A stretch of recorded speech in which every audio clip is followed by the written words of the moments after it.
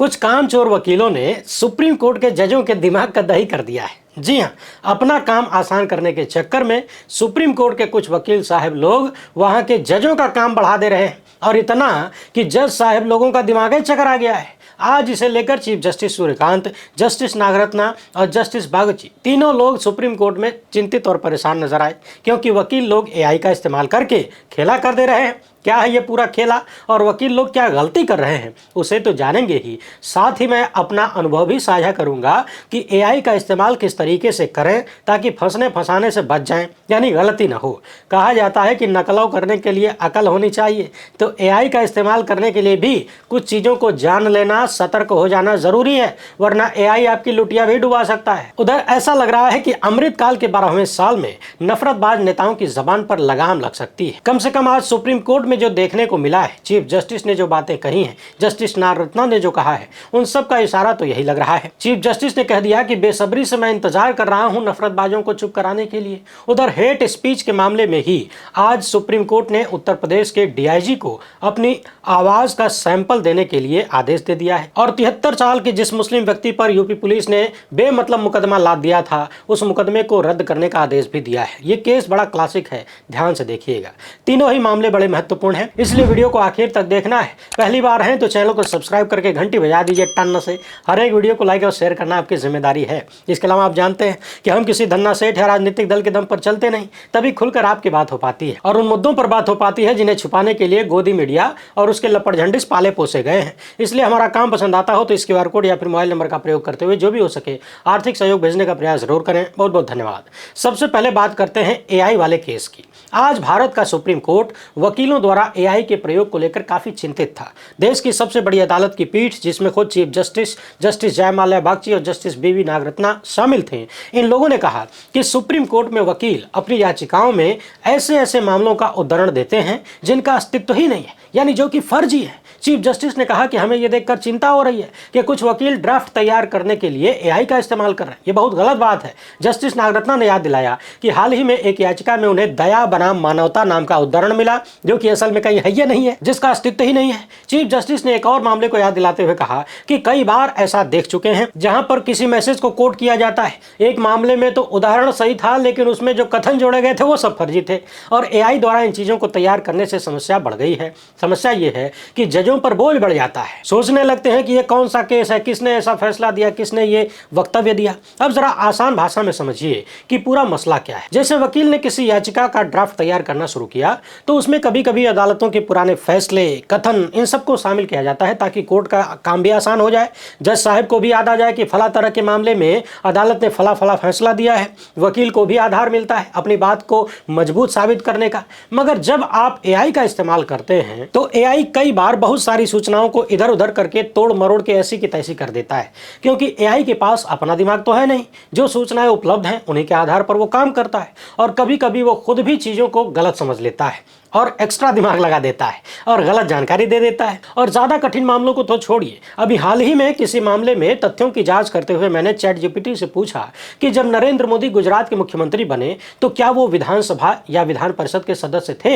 AI ने तपाक से जवाब दिया कि हाँ, नरेंद्र मोदी गुजरात के मुख्यमंत्री बने तो वो विधानसभा के सदस्य थे, और साथ में इसने तर्क भी दे दिया कि विधानसभा का सदस्य हुए बिना कोई मुख्यमंत्री बन नहीं सकता। पहले तो इसका जवाब सुन के मेरा दिमाग चकरा गया। मुझे तो यही याद था कि हुजूर को यूं ही पैराशूट लैंडिंग कराई गई थी। क्या मेमोरी इतनी कमजोर हो गई है मेरी। फिर मैंने जीपीटी से कहा कि अरे सनक गए हो क्या, कायदे से चेक करके बताओ। इसने फिर से कहा कि मैं सनका नहीं हूं जी, जो कह रहा हूं सही है। इसके बाद मैंने पूछा कि चलो बता दो, नरेंद्र मोदी पहली बार एमएलए कब बने और मुख्यमंत्री की शपथ की तारीख में लिया। तब जाके चैट जीपीटी का दिमाग खुला। इसने कहा कि माफ करिए, मुझसे गलती हुई, आपने सही कहा था। नरेंद्र मोदी पहले मुख्यमंत्री बने, बाद में इन्हें 6 महीने के भीतर चुनाव लड़कर यानी उपचुनाव जीतकर विधानसभा के ये सदस्य बने। यानी मोदी को पहले सीएम बनाया गया था, बाद में उन्होंने उपचुनाव लड़कर सदस्यता हासिल की। अब समझने वाली बात यह है कि जब इतनी सामान्य जानकारी में चैट जीपीटी गलती कर सकता है तो फिर अन्य केसेज में कितनी बड़ी बड़ी गलती कर सकता है। इसने सिर्फ इतना सोचा, इतना तर्क लगाया कि बिना सदस्य हुए सीएम नहीं बना जा सकता, और गलत गलत जवाब दे दिया। तो जो वकील साहब लोग चैट जीपीटी का इस्तेमाल करना चाहते हैं वो इतना समझ लें कि असिस्टेंट का काम करवाइए इससे, लेकिन फाइनल चेकअप आप ही को करना पड़ेगा, और चेक नहीं करेंगे तो ऐसे सुप्रीम कोर्ट में फैल जाएंगे। जब आपका असिस्टेंट काम करके आपको देता है तो आप उसे चेक करके फाइनल मुहर लगाते हैं ना।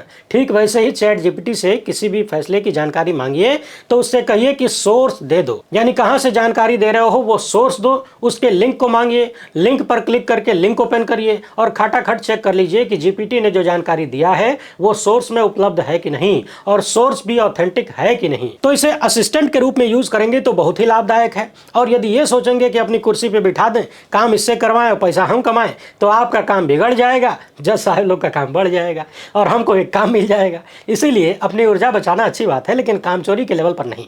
सुप्रीम कोर्ट के जजों का समय और दिमाग खराब मत करिए, बड़ी जिम्मेदारी है उनके कपार पे भाई। चैट जीपीटी से कोई भी जानकारी लेते समय सोर्स जरूर मांगिए और सोर्स में जाकर खुद से चेक करिए कि वो जो बता रहा है वो सही है या नहीं। अब आइए अमृतकाल की घटिया राजनीति पर। पिछले 12 सालों में हम सब देख रहे हैं कि लगातार देश में नफरत का लेवल बढ़ता जा रहा है। भारतीय जनता पार्टी की सरपरस्ती में तमाम हिंदुत्ववादी संगठन खड़े कर दिए गए। इनमें से ज्यादातर को जनता के मुद्दों से, असल मुद्दों से कोई लेना देना नहीं है। सिर्फ एंटी मुस्लिम, एंटी ईसाई प्रोपेगेंडा चलाना है। कभी धर्म के नाम पर लिंचिंग होती है, कभी आग लगा दी जाती है, कभी किसी को बहिष्कृत कर दिया जाता है। चिंता की बात यह है कि इसका आह्वान तमाम बड़े बड़े संवैधानिक पदों पर बैठे हुए लोग कर रहे हैं। अब आप सोचिए कि जब देश के प्रधानमंत्री चुनाव में घुसपैठिया शब्द का इस्तेमाल करें, मुसलमानों को निशाना बनाएं, मुसलमानों के नाम से हिंदुओं को डराएं, जब देश के गृहमंत्री, रक्षा मंत्री समेत तमाम भाजपाई मुख्यमंत्री आए दिन नफरत भरी उल्टियां करें, यानी जिनका काम है देश में शांति स्थापित करना, देश को विकास के रथ पर बिठाना, अगर वही लोग विनाश का मार्ग प्रशस्त कर रहे हों तो फिर ऐसे देश को कौन बचा सकता है। तब तो बांग्लादेश को कहने का मौका मिलेगा ही कि भारत अब पहले जैसा भारत नहीं रहा, बहुत ही असहिष्णु समाज हो चुका है। इसी तरह के मामले को लेकर पूर्व कुलपति और दर्शन शास्त्र के प्रोफेसर डॉक्टर रूपरेखा वर्मा, राज्यसभा के पूर्व सदस्य मोहम्मद अदीब और पूर्व आईएएस अधिकारी, लेखक और सामाजिक कार्यकर्ता हर्षमंदर समेत कई लोगों ने सुप्रीम कोर्ट में याचिका दायर किया और सुप्रीम कोर्ट से कहा कि आप ये घोषणा करिए कि जब भी संवैधानिक पदों पर बैठे हुए लोग कुछ बोले, भाषण दे, वो आधिकारिक हो या अर्ध आधिकारिक, तो संवैधानिक नैतिकता के अधीन रहकर बोले। देश में समानता, बंधुत्व और धर्मनिरपेक्षता के मूल्यों तथा अनुच्छेद 14 और 21 के मानकों के अनुरूप बोलें,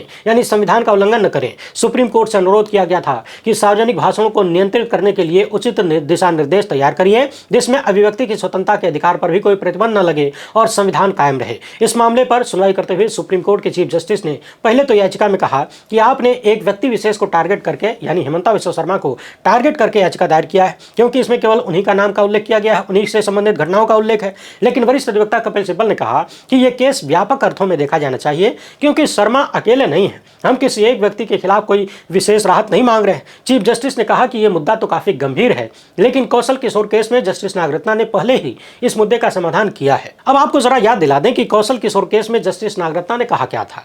दरअसल साफ तौर पर पहले जस्टिस नागरत्ना ने कह दिया था कि हेट स्पीच संविधान के मूलभूत मूल्यों पर हमला है। राजनीतिक दलों को अपने सदस्यों के भाषणों पर नियंत्रण रखना चाहिए। हेट स्पीच स्वतंत्रता, समानता और बंधुत्व के उन मूलभूत लक्ष्यों पर प्रहार करता है जो हमारे संविधान में लिखे गए हैं। उन्होंने साफ साफ ये भी कहा था कि किसी मंत्री द्वारा राज्य के किसी भी मामले से संबंधित या सरकार की सुरक्षा के लिए दिए गए बयान के लिए सरकार को परोक्ष रूप से उत्तरदायी ठहराया जाए। इसके बाद कपिल सिब्बल ने जोर लगाकर कहा, हाल के केस में आज कि अदालत को कुछ करना ही होगा मिलाड, मसला बड़ा गंभीर है, ये हेट स्पीच वाला। तो चीफ जस्टिस ने सुझाव दिया कि अभी जो आप याचिका लेकर आए हैं इसको वापस ले लीजिए और केवल संवैधानिक सिद्धांतों पर केंद्रित एक याचिका दायर कीजिए। आप ये दिखाने का प्रयास बिल्कुल मत करिए कि ये याचिका किसी विशेष पार्टी या किसी विशेष व्यक्ति के खिलाफ है। यानी जो याचिका गई थी उसमें भारतीय जनता पार्टी के नेता और असम के मुख्यमंत्री हेमंता बिस्वा शर्मा से संबंधित चीजें थी। हाल ही में उनकी जो वीडियो वायरल हुई गोली चलाने वाली मुसलमानों पर, उसको लेकर चीजें शामिल थी। तो चीफ जस्टिस का कहना था कि एक याचिका ऐसी बनाइए जिसमें कोई एक व्यक्ति या पहचान शामिल न हो जो सामान्य लगे। सिब्बल ने कहा कि किसी विशेष व्यक्ति के खिलाफ हमें राहत चाहिए भी नहीं। तो चीफ जस्टिस कहते हैं कि याचिकाकर्ताओं ने कुछ लोगों को जानबूझकर चुना है और कुछ को नजरअंदाज कर दिया है। ये ठीक नहीं है, मामला निष्पक्ष होना चाहिए। आप दूसरी याचिका लेकर आइए, हम उस पर विचार करने के लिए इच्छुक हैं, बल्कि बेसब्री से इंतजार कर रहे हैं कि कोई निष्पक्षता और वास्तुनिष्ठता के साथ हमारे सामने हेट स्पीच का मामला लेकर आए।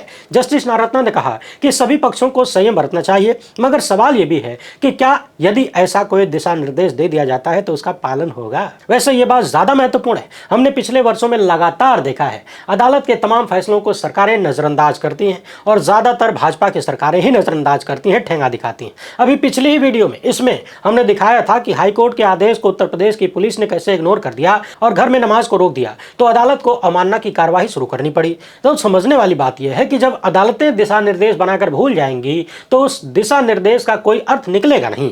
जो लोग आदेशों और निर्देशों का पालन न करें उनके खिलाफ जब कार्रवाई होगी, सजा मिलेगी, जुर्माना ठोका जाएगा, तो अमृतकाल में अधिकारियों के भीतर जो राजनीतिक कीड़ा घुसा है ना, वो मर जाएगा और तब अधिकारी भी जिम्मेदार हो जाएंगे। वही फार्मूला नेताओं पर भी शामिल होता है। जब हेट स्पीच के कारण उनके चुनाव लड़ने पर रोक लगाई जाए, उन्हें सजा दी जाए, तो देखिए 1 घंटे में सारे हेट स्पीच देने वाले महात्मा गांधी बनकर घूमेंगे। वैसे कपिल सिब्बल ने यह भी कहा है कि बहुत सारे हेट स्पीच आचार संहिता लागू होने के पहले दी जाती है, लेकिन आचार संहिता लागू होने के बाद भी वो चीजें ऑनलाइन फैलती रहती हैं, लोग देखते सुनते रहते हैं, नफरत फैलती रहती है और चुनाव आयोग इन पर कार्रवाई नहीं कर सकता क्योंकि आचार संहिता लागू होने के पहले दिया गया भाषण है। अब ये समस्या तो है, लेकिन एक बात और याद रखिए, आज का चुनाव आयोग आचार संहिता लागू होने के बाद भी भाजपा नेता चाहे जितने नफरती भाषण दें, कार्रवाई नहीं कर सकता और नहीं किया है।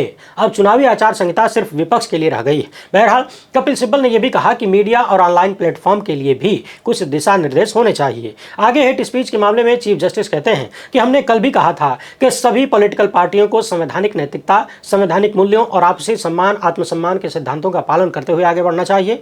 आप अपने वैचारिक सिद्धांत के आधार पर लड़िए, लेकिन सम्मान के साथ लड़िए भाई। हम 75 साल पुराना परिपक्व लोकतंत्र है, ऐसे व्यवहार की अपेक्षा नहीं कर सकते, परंतु ये नियम सभी पर समान रूप से लागू होना चाहिए। जस्टिस नारत्ता कहती हैं कि राजनीतिक नेताओं को देश में बंधुत्व को बढ़ावा देना चाहिए। अब क्या ही कहा जाए, कुछ नेताओं का तो अस्तित्व ही हेट स्पीच पर टिका हुआ है। उनके जीवन की कुल जमा पूंजी है हेट स्पीच, नफरत फैलाना। मैं खड़े खड़े ऐसे कम से कम 2 दर्जन नेताओं का नाम और उनका नफरती भाषण याद दिला सकता हूं, बता सकता हूं और यह साबित भी कर सकता हूं कि उनके जीवन में नफरती भाषण के अलावा, हेट स्पीच के अलावा कुछ भी नहीं है जो वो राजनीति में इतने बड़े बड़े पदों पर बैठ सकते हैं और बैठकर देश में आग लगा रहे हैं। जिनका अस्तित्व ही हेट स्पीच से है, वो भला सुधरेंगे कैसे? वो बातों के भूत नहीं है मिलाड। तो कुल मिलाकर समझने वाली बात यह है कि ये अदालतें कोई भी निर्देश या दिशा निर्देश देती रहे, बनाती रहे, जब तक उसकी अवमानना पर कार्रवाई नहीं होगी, बात बनने वाली नहीं है। जब तक ऐसे लोगों को सजा नहीं मिलेगी, तब तक कोई सुधार नहीं हो सकता। जो लोग संविधान की शपथ लेकर संविधान को ही कुचल सकते हैं, वो कितनी मोटी चमड़ी के होंगे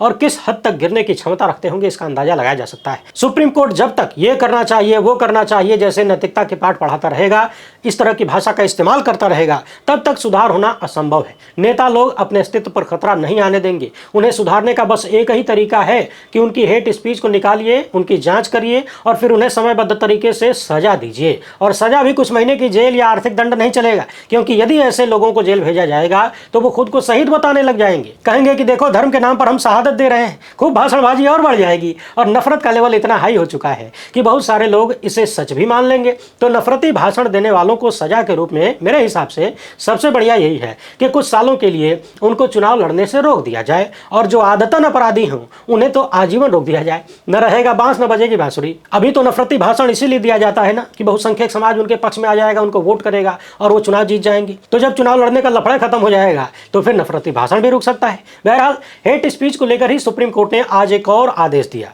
साल 2020 में एक ऑडियो क्लिप वायरल हुई थी जिसमें कथित तौर पर उस समय के बिजनौर के एसपी, यूपी के बिजनौर के एसपी संजीव त्यागी की आवाज में मुसलमानों के खिलाफ आपत्तिजनक बातें कही जा रही थी। इसके बाद इस्लामुद्दीन अंसारी नाम के एक व्यक्ति ने इस वीडियो को एसपी त्यागी को व्हाट्सएप पर भेजा और पूछा कि क्या ये उनकी आवाज है। फिर क्या था, जवाब में यूपी पुलिस ने 73 साल के इस्लामुद्दीन अंसारी पर ही मुकदमा लाद दिया।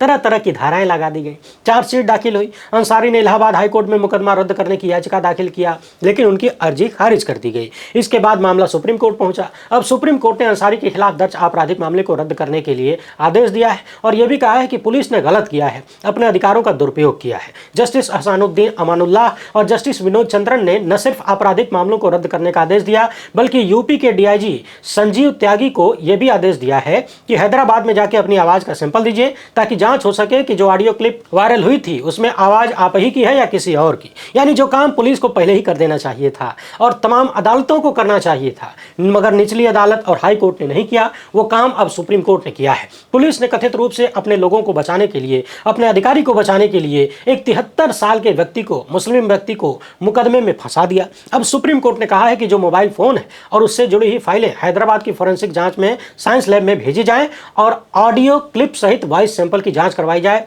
पुलिस को निर्देश दिया है कि जो रिपोर्ट आती है वो सीलबंद लिफाफे में सुप्रीम कोर्ट में जमा करिए।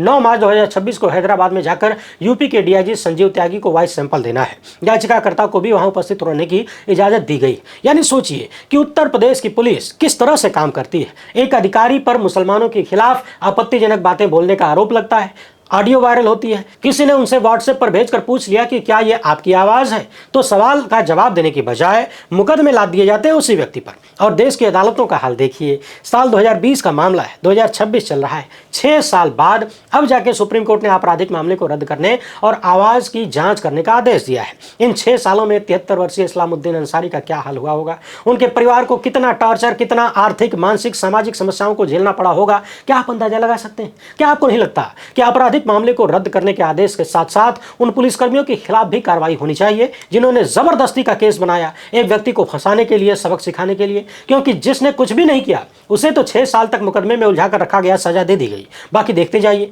यदि वॉइस मैच होता है तो यूपी के डीआईजी को कभी सजा मिल पाती है या फिर नहीं। वैसे आपको क्या उम्मीद है? अपनी बात कमेंट बॉक्स में जरूर लिखिएगा। वीडियो पसंद आई हो तो ज्यादा से ज्यादा लोगों तक पहुंचाएं। पहली बार है तो चैनल को सब्सक्राइब कर लीजिए। हमसे जुड़ने के लिए बहुत बहुत धन्यवाद। जय हिंद।